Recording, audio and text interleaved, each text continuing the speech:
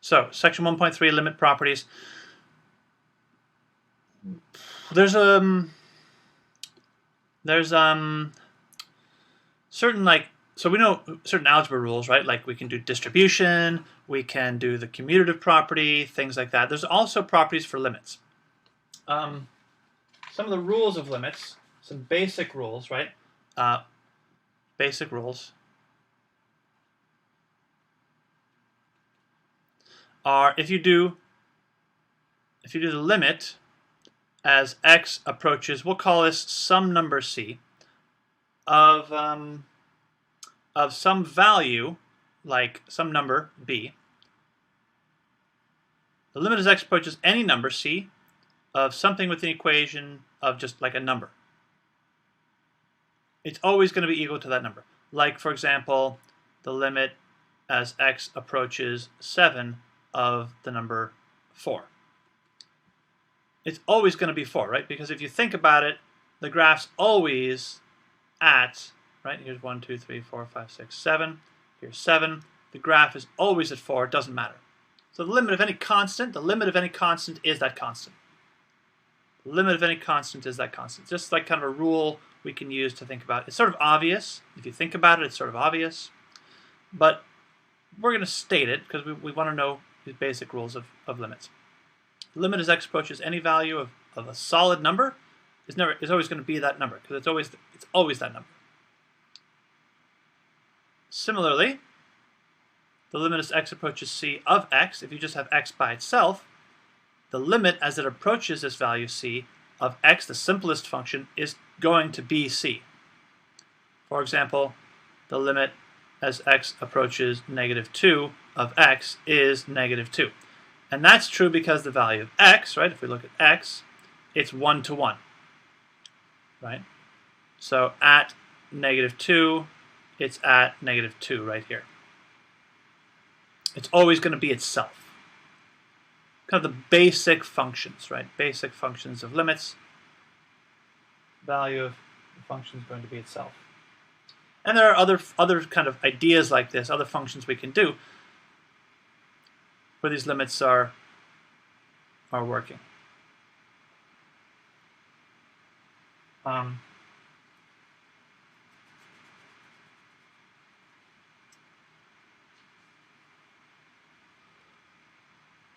Other things we can say. We can talk about maybe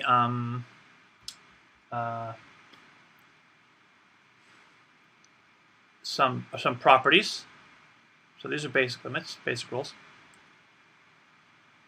Some properties. Or what if we have a limit? What if we know, for example, the limit as x approaches some number of f of x equals a certain value. Say we know that the limit of f as x approaches some value is a certain number. Like if we have the limit as x approaches 2 of some function f is 17. We have some knowledge about that. We know what the limit is equal to. We know the value of the limit. There are some rules we can sort of work with. One of them is the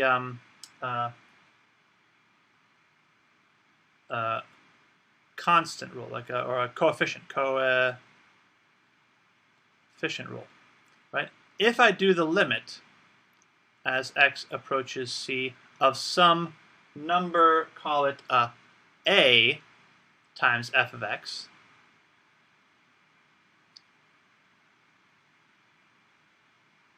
I can take this a, basically what I can do, this a is going to stay the same. I can take this a out of the problem, kind of factor it out, if you will, and I can say that this is the same thing as saying a times the limit as x approaches c of f of x, which is going to be a times L. So basically all I did was find the limit of the function.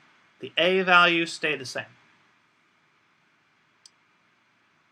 For example, let's say that I know that the limit as x approaches 2 of f of x equals 9. So if I say like the limit as x approaches 2 of 3f of x. That's going to be 3 times, well, I just do the limit of the f part, that's going to become 9, and that's 3 times 9 is 27.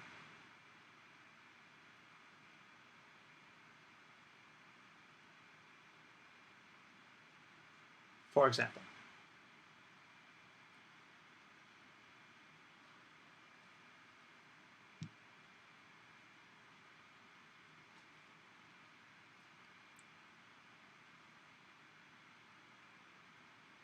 Okay.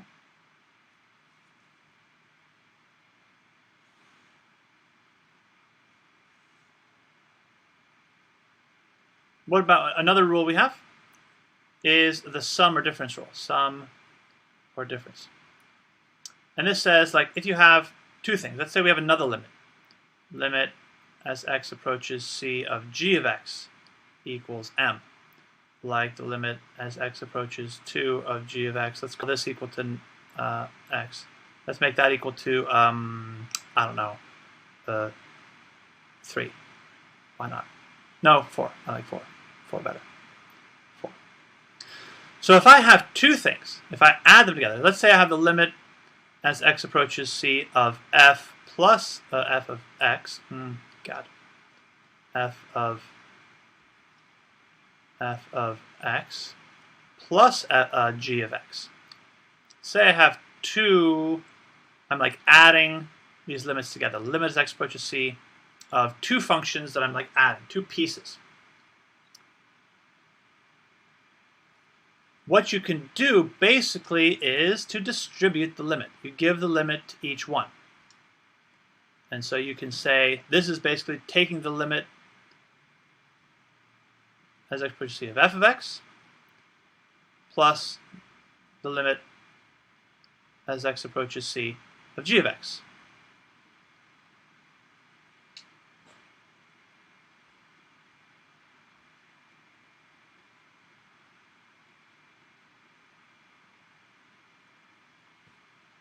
So you give the limit to both. It's like a distribution. Limits can be distributed, can be spread around amongst these other things.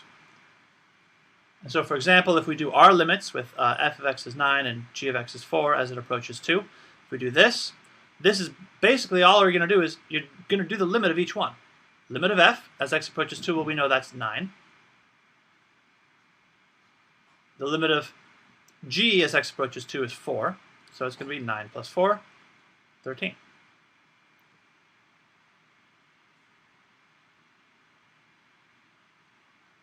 Right? So you're just doing the limit of each one. There's no kind of like, there's nothing weird that happens. That's the point. When you have limits of functions, when you have limits of these variables, these values, there's nothing weird that happens. It's simply you're doing the limit of all the pieces along the way. We can think of the same with multiplication or division. Right? It works the same way. I have the limit as x approaches c of f of x times g of x. That's just the limit as x approaches c. Again, I distribute to both. I just do the limit of each one. There's no weird things that happens. Everything's pretty normal. The limit of f times the limit as x approaches c of g. So for our example, if I did the limit as x approaches 2 of f of x times g of x, that's simply going to be 9 times 4, 20, 36.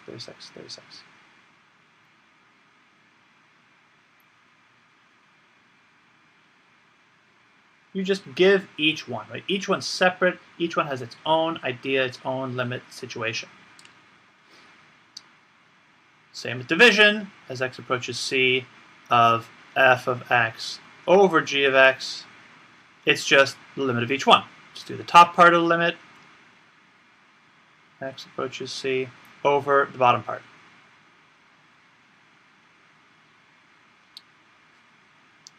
And so the limit, like we do it again, x approaches 2 of f of x over g of x, we see that's just going to be 9 over 4. We just do the limit of each one, limit of the f, and the limit of the g kind of together. I mean, like, separately. Each one is its own limit.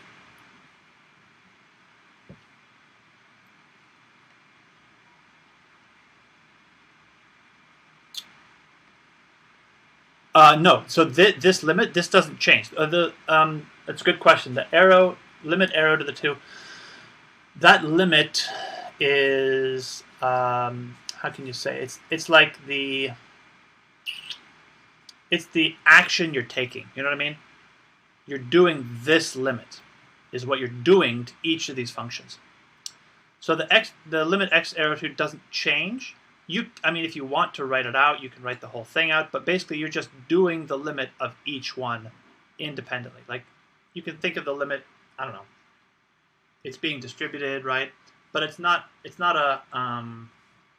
number, right? The limit, this limit thing here is not like a number. It's more like a plus sign or something. It's a property. It's something you're doing to the function.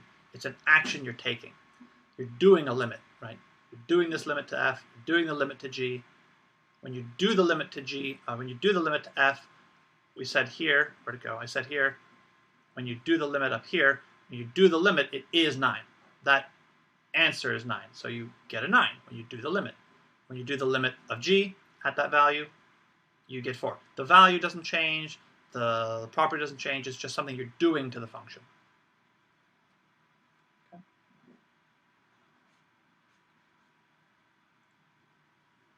It also works with, what you call it, composition.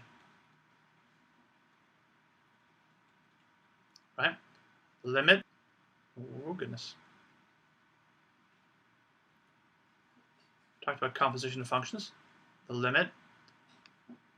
God, what is wrong with you? Thing. Limit as x approaches c of, let's say we have something like f of g of x. Composition of functions. This also just becomes, you just basically, again, distribute the limit. You want the limit as x approaches c of f of the limit as x approaches c of g of x.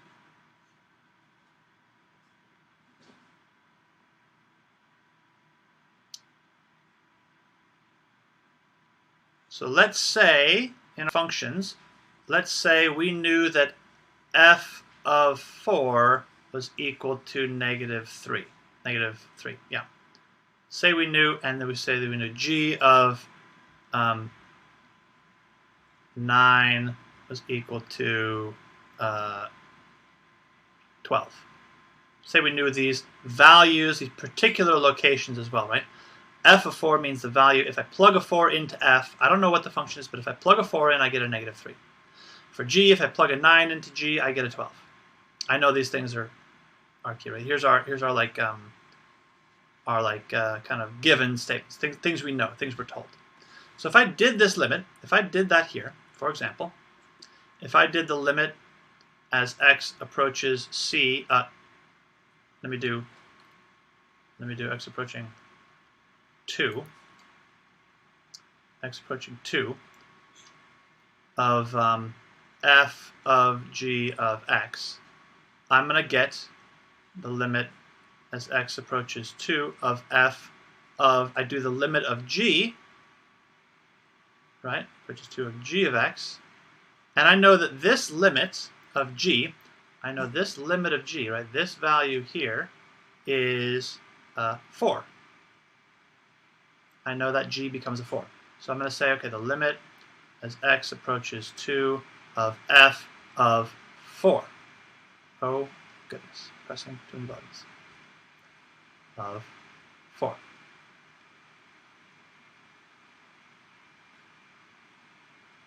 I do the inside part first, right? You work your way from in to out, like composition. You need to know what's happening inside before you can figure out the bigger stuff. So you do the limit of g, and that becomes a 4. And now we look, okay, well, what is f of 4? 4. F of 4, if we look back up here, we see f of 4 was equal to negative 3. So I know that this answer is going to be the limit as x approaches 2 of negative 3. Well, that's just the same number by itself. If I just end up with a number, I'm going to get a number. It doesn't equal 2. My value is not 2. Remember, this is our x number that we're plugging in. But here in f, there's no value for x. I got a number here, f of 4. So I need to use 4 there. And f of 4 we said was negative 3. Well, that's just going to be negative 3. That's going to be my answer. So you do the limit part only on x's. Limits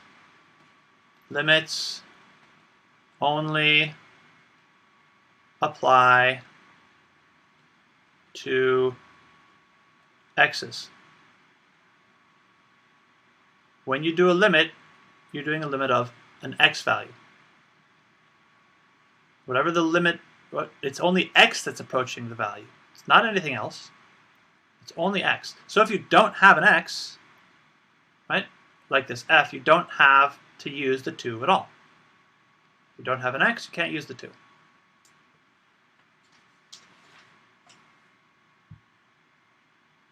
Okay.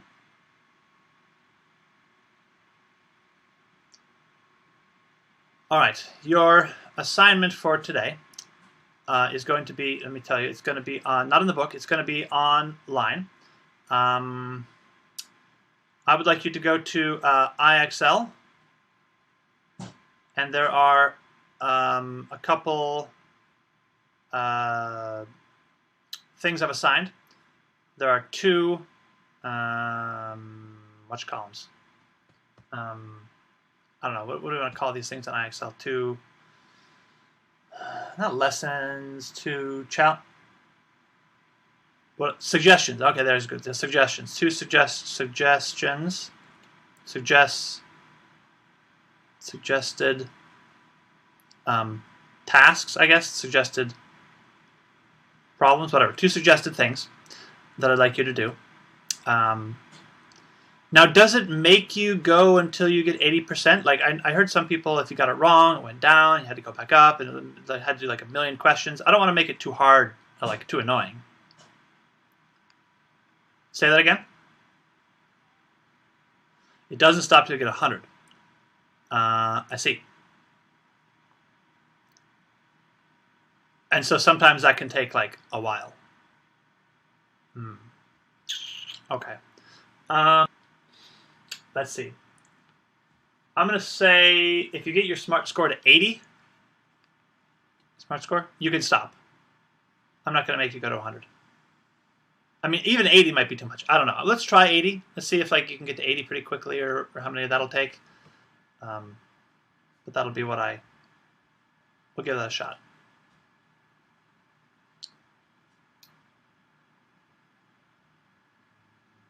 A million. Oh God, that's too much. Yeah. All right. Yeah, you gotta do like 100% correct, or else it like drops you down again, right? Yeah, for sure. No, that's too much. Let's say 80. Let's say 80. That'll be okay. Oh, I see. It's called the challenge zone. Ah, that's a good name for it. All right. Yeah, let's say 80, and then that'll be good enough. When you get to 80 on these 2, each one, that'll be fine. So I'm gonna put those up. Check IXL for those. Yes, and we are done. That is lunch now. Before we all leave, say goodbye in the chat.